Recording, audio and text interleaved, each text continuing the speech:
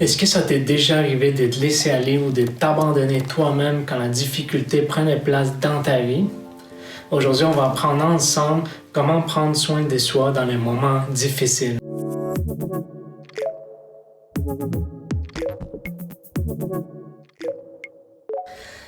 Bonjour les audacieux, les audacieuses, j'espère que tu vas bien aujourd'hui et que tu vas encore mieux te sentir un coup que tu vas regarder cette vidéo jusqu'à la fin. Et si tu es nouveau ou nouvelle, je te souhaite la bienvenue. Et je me présente, mon nom est Gonzalo Mondru, je suis enseignant et coach en développement personnel.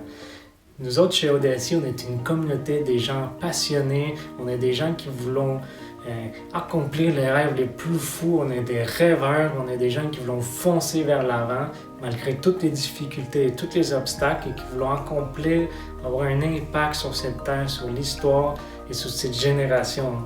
Donc, on veut aussi s'améliorer comme personne envers nous, envers les autres. Et voilà la raison de chez Audacieux d'être là pour toi. Donc, tu peux nous trouver sur YouTube, Facebook et Instagram. Tu peux nous suivre, tu peux faire like. Des sujets d'aujourd'hui. Comment prendre soin de soi, surtout dans les moments difficiles. Parfois, quand on passe par des moments émotionnellement forts ou éprouvants, on peut avoir une certaine tendance à se laisser aller, de s'abandonner, puis de juste rien faire parfois. Donc, c'est pour cette raison qu'on parle de comment prendre soin de soi. On va commencer par le corps, notre corps physique. Donc, je ne sais pas si tu le savais déjà, sinon je te l'enseigne. La malbouffe, la nourriture qui est vraiment mauvaise pour notre corps, amène beaucoup de stress à notre système nerveux. Donc, parfois, on peut stresser, puis ça peut être relié à la nourriture. Puis, je vais t'enseigner une autre chose qui est très particulière. C'est déjà prouvé scientifiquement qu'on a un deuxième cerveau dans notre corps. Moi, la première fois que j'ai entendu ça, j'étais comme, c'est n'importe quoi. Je croyais pas du tout, j'étais hyper sceptique. Puis même la première fois que je l'ai entendu, j'ai même pas été chercher de l'information parce que je me disais que c'était n'importe quoi, puis je veux rien savoir de ça. Un coup que je l'ai entendu quelques fois déjà, je me suis dit, bon, c'est peut-être vrai. Et oui, c'est prouvé scientifiquement qu'on a un deuxième cerveau. Il est situé où? Dans l'intestin. Ça a l'air encore plus fou, mais oui, on a un deuxième cerveau dans l'intestin et c'est prouvé scientifiquement qu'il y a même des neurones et des neurotransmetteurs qui sont là. Ça a l'air fou. Une autre information curieuse, c'est que les 50%, donc la moitié de la dopamine qui est sécrétée, qui est faite par notre système, vient de l'intestin. La dopamine, c'est une hormone ou un neurotransmetteur qui est relié au plaisir. Il y en a même qui l'appellent l'hormone de la joie. Et les 90%, oui, de la sérotonine qui est produite par notre corps vient aussi de l'intestin. Et la sérotonine est reliée aussi avec l'état d'esprit, la motivation. Donc, c'est juste pour vous dire à quel point l'importance de bien manger. Et si tu es dans une période un peu d'angoisse, de stress ou un peu d'anxiété, je te conseille de surtout réduire beaucoup tous les sucres et tous les carbohydrates, les glucides raffinés, surtout comme la pizza, les pains, les riz, etc. Donc, ça, c'est pour la partie de la nourriture. Par la suite, quelque chose d'autre que tu peux faire, c'est vraiment bouger plus. Bouger plus, faire de l'exercice. C'est un peu cliché, je le sais, on l'entend un peu partout, les psychologues en parlent beaucoup, et tous les gens dans le domaine. Mais dis-toi quelque chose, si on en parle tellement, si c'est aussi répandu, il doit bien avoir une raison. Et moi, je te dis par expérience personnelle, à chaque fois que je me sentais un peu peut-être déprimé ou peut-être mécontent, un peu de colère, frustré ou triste, à chaque fois que j'avais toutes ces émotions indésirables, je peux dire, et que j'ai fait de l'exercice, je peux dire qu'il y avait vraiment un avant et un après. Je me suis mieux senti par la suite. Donc, je te le conseille de l'essayer, puis surtout de le faire. Ça l'aide beaucoup sur l'état d'esprit. C'est vraiment puissant. Une autre chose très importante pour prendre soin de la partie de ton corps, c'est ton sommeil. La qualité de ton sommeil va déterminer ta santé. Oui, aussi drastique que ça. Donc, c'est important que tu prennes soin de ton sommeil Et c'est pas juste dormir, c'est avoir un sommeil de qualité.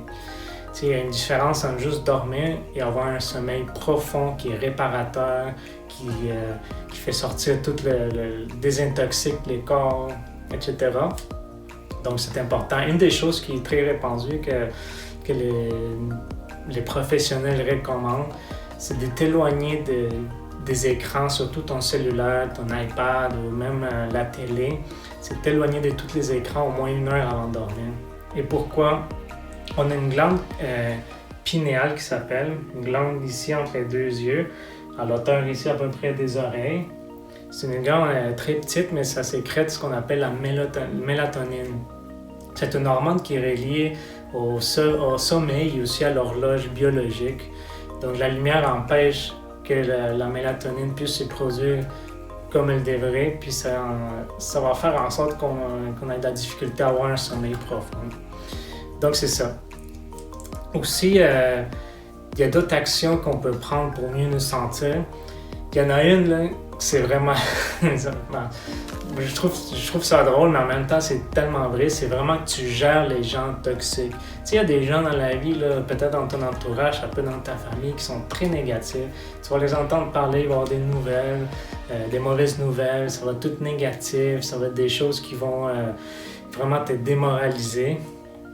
Malheureusement, ces gens-là nous amènent du stress, nous font sentir peut-être avec des émotions indésirables et tout ça. Donc, vraiment, gérer ces gens-là va beaucoup t'aider à prendre soin de toi dans les moments difficiles. Quelque chose d'autre que tu peux faire, c'est prendre du temps pour toi. Prendre du temps vraiment pour relaxer, prendre du temps pour trouver un peu ce qui se passe en toi, qu'est-ce qui est en train de peut-être te bloquer pour arriver à ton bien-être émotionnel. Prendre du temps pour toi, vraiment pour la réflexion, vraiment voir qu'est-ce qui ne fonctionne pas dans ta vie en ce moment ou qu'est-ce qui pourrait aller mieux, qu'est-ce que tu pourrais changer. Donc ce temps-là est vraiment important à cause que, tu sais, moi ça m'est arrivé plusieurs fois que, mettons, je passe par un moment difficile émotionnellement et j'ai la tendance à regarder une télésérie ou faire des choses non-stop, comme sans arrêt, vraiment pour pas me trouver face à face avec moi-même puis avec mes émotions. Mais c'est important de prendre ce temps-là, donc prendre du temps pour toi.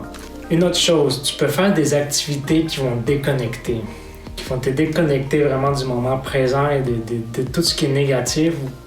Puis ça fait aussi, c'est un peu relié aussi avec prendre du temps pour toi. Moi, une des choses qui m'aide beaucoup, c'est la nature. Moi, j'adore la nature. C'est quelque chose qui me fait relaxer, qui me fait détendre. Parfois, peut-être t'es couché dans un parc, en dessous d'un arbre, regarder les nuages, ou peu importe l'activité, tu peux trouver des différentes choses. Tu connais sûrement une activité qui te fait détendre et te faire changer les idées. Donc, c'est vraiment de faire ces activités-là. Et la dernière chose que je peux te garantir qui va beaucoup t'aider aussi, ce sont les affirmations positives. Je le répète souvent, surtout pour la gestion des émotions. On a un épisode là-dessus, c'est le numéro 18 sur notre chaîne YouTube. Puis c'est vraiment les buts, c'est de dire des choses positives sur toi. Je suis capable, je suis bon, je suis fort, mes erreurs m'amènent vers la réussite. Plein de choses comme ça.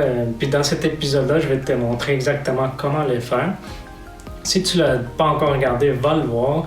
Si tu l'as déjà commencé à le faire, continue à le pratiquer. Continue à le pratiquer. Le plus que tu le fais, le plus que ça va devenir une croyance en toi. Puis ce sont des croyances positives qui vont te donner de la force et qui vont t'aider à surmonter tous les obstacles émotionnels que tu peux vivre. Donc, c'est tout pour la vidéo d'aujourd'hui. J'espère que tu l'as aimé. Puis je te le demande, s'il te plaît, si jamais tu connais quelqu'un à qui ça peut l'aider ces contenus, partage-le avec cette personne-là. N'oublie pas, puis je te rappelle, tu peux aider quelqu'un avec ça. Le but de toutes les vidéos que je fais, c'est vraiment d'appuyer les gens qui sont peut-être dans la difficulté ou leur donner des outils pour s'améliorer comme personne. Donc, merci pour être là. J'apprécie. Tu peux faire un like sur la vidéo si tu l'as aimé. Tu peux la partager, tu peux commenter. Et tu peux aussi nous écrire en privé si tu as des questions ou quoi que ce soit. Ça va me faire plaisir de te répondre. Et merci encore une fois et on se voit à une prochaine vidéo.